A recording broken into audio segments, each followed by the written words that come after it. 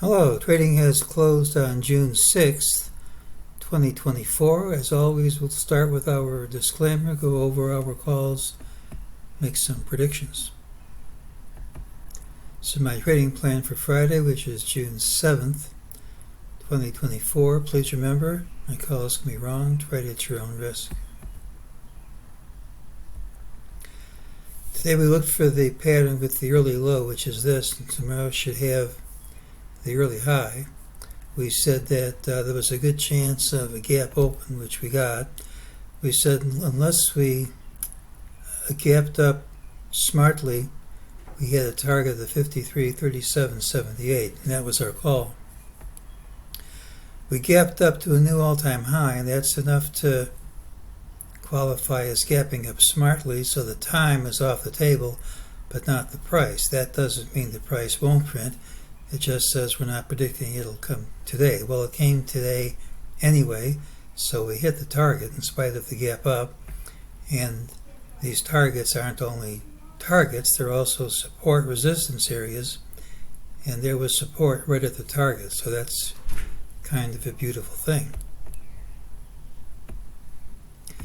During the day, MEJT said ultimately lower price it would print. Didn't stop us from going higher first. System said it was a false move, price would retrace, which they did. The drop was also called false, and prices were forecast to retrace to this line. Missed that line by 2 cents, which is close enough to make that target optional. The move up was called false, prices were set to retrace, which they did. The drop was called false, and prices were set to retrace, which they did.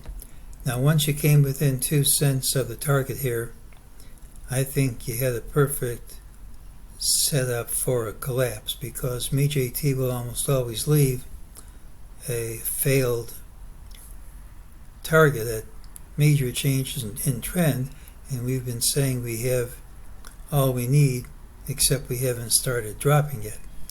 When you come that close, that's called a direct hit, and the moves after direct hits tend to be large moves. So we started out with a large move. We got support at the price target from yesterday. All we needed to seal the deal was to keep on dropping. Instead, we recovered. This optional target was actually hit, and we stopped right at resistance. Now, the fact that we recovered doesn't mean the idea is killed, because we don't know how it'll open tomorrow. We're still at resistance, and if we gap down smartly and take this out, this recovery doesn't mean anything.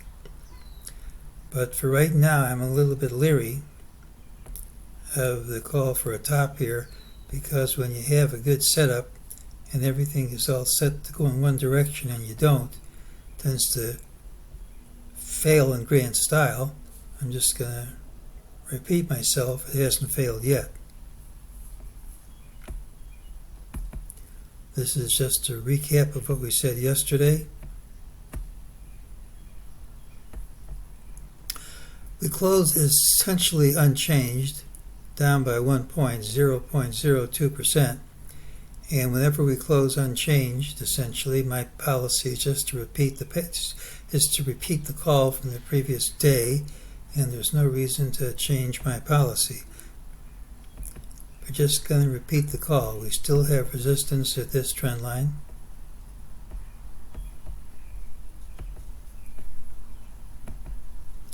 We still haven't printed a bar completely over this high, the prior high. Once we do, we break through, but it hasn't happened yet.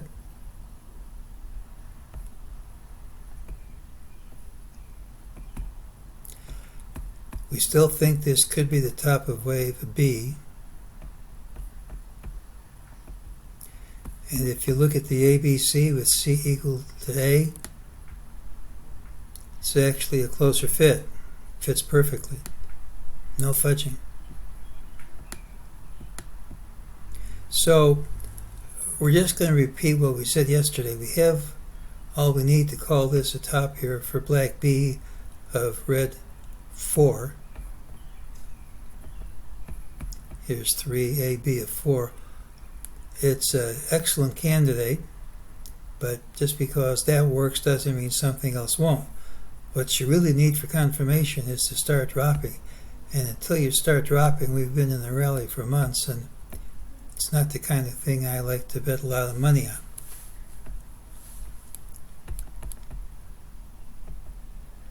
So Friday's pattern has the early high regardless of where we open. Typically it's a rally day with a final hour high. Failure is a straight line drop, and if this is a top, we should get a straight line drop, but that hasn't happened yet. It's negative, we hit a new all-time high but close in the red, and if that's an if. If that's maintained at the open, that's a negative pattern. It should lead to lower prices even if we don't close lower. The resistance levels and the wave counts discussed in yesterday's video are still valid. So it's disconcerting we had a perfect setup for a drop today, but had a late recovery instead. Now again, we gap down smartly tomorrow, that recovery means nothing, but that hasn't happened yet. Until we see a reversal, which we haven't seen yet, we remain in an uptrend, and if these negative signals fail, and we've got some pretty good negative signals, if negative signals fail, they fail big time. Now a friend of mine has a timing date for Friday, tomorrow, but there is some leeway, so if we start down from the open, today's high is close enough for me. If we gap down, that's an if we gap down and continue lower, it gives us all we need for a short-term top, and as we said yesterday, it wouldn't break any rules if we dropped even 300 handles. Not in a day. However, until that happens, I'm reluctant to recommend any short positions. The longer we go here without dropping, the more likely it is the rally continues. I mean, you can signal all you want until you start signaling and start dropping. It's kind of a risky deal. So it's a pattern with the early high. It should be a feast or famine. It should be a strong rally into the close, which sometimes will spill over into Monday's open, or a straight line drop, which sometimes spills over into Monday's open. But in any event, I'm looking for this pattern to be resolved tomorrow. There's all we need for it to resolve down, but if it doesn't resolve down, we're going to go much higher. And I'm not going to risk my money until it's a clearer picture which direction we're going to go. Anybody who likes to play options can purchase a straddle with a good likelihood of making money, but other than that, I'm going to see how we break up or down. It's the pattern with the early high, and that's today's call.